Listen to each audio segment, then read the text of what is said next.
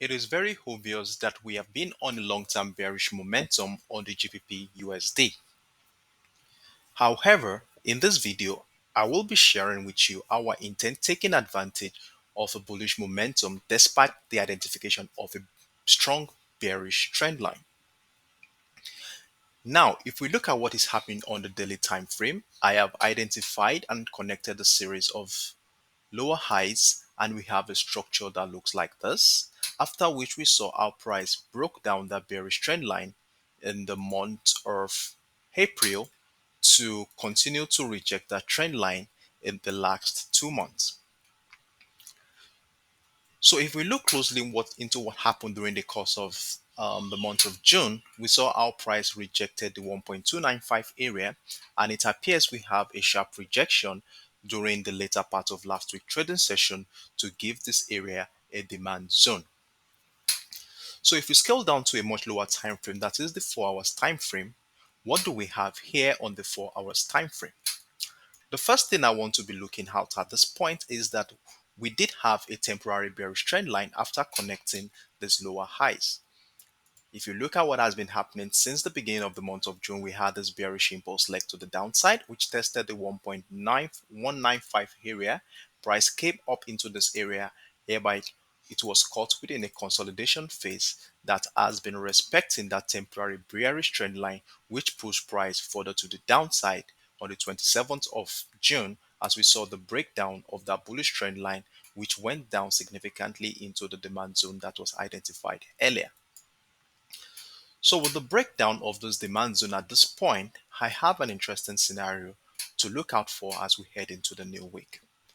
So the first thing I want to be doing here is to identify a key level that will be guiding my actions going forward. So what I did at this point was to identify a key level sitting right at exactly a very strong psychological level at around 1.2200. If we look left, we can see our price has been respecting this area, as we can see it was at one point in time both a supply and demand area, and right now price appears to be respecting this key level in such a way that we had a rejection of this area during the course of last week trading session multiple times before we saw that move to the downside. Now that we have this information in hand and this key level, going into the new week, I have 4 parameters to guide my actions going forward.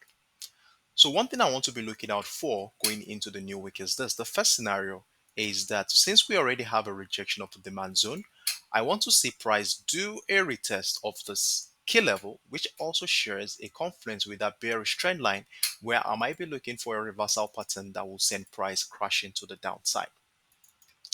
That is the first scenario here. And if you look closely, you can see how sensitive this key level is, sharing a confluence with that temporary bearish trend line I just showed you earlier. You can see what I'm talking about. So more going into the new week, this area will be an area where all eyes is going to be. So this is the first scenario here. We are looking out for a rejection of that area. That is, if we see a reversal pattern around this area, then we want to join a trend continuation to the downside. And the other scenario is this. If we see a breakout of that key level, that is, price breaks out of that key level, which also shares a confluence with their bearish trend line, and then we see a retest of structure on a lower time frame, which with patterns, that is a reversal pattern on lower time frame that supports a trend continuation, I want to join the rally to the upside with the hopes that price will break that bearish trend line we identified on the daily time frame to the upside. So if is price really going to break this bearish trend line to the upside, we don't know yet, because at this point also we still have a possibility that price could get into this area, could get into this area and probably do a rejection of this area to push price further to the downside. So these are my scenarios here on the GBP USD. So what will be our take profit target at this point? So if we are really going to do a sell, then definitely the impulsive move that started on the 27th of June shall be our guide, as we shall be expecting that price will extend this impulse leg into the future, and we might be having something that looks like this if price rejects our key level at 1.22 area. So if we bring out our Fibonacci extension tool and run it through that impulse leg, then we should be aiming at a 127.2 and 141.4% of that impulse leg, which will have a take profit target falling within this area, which is around the 1.8300 area.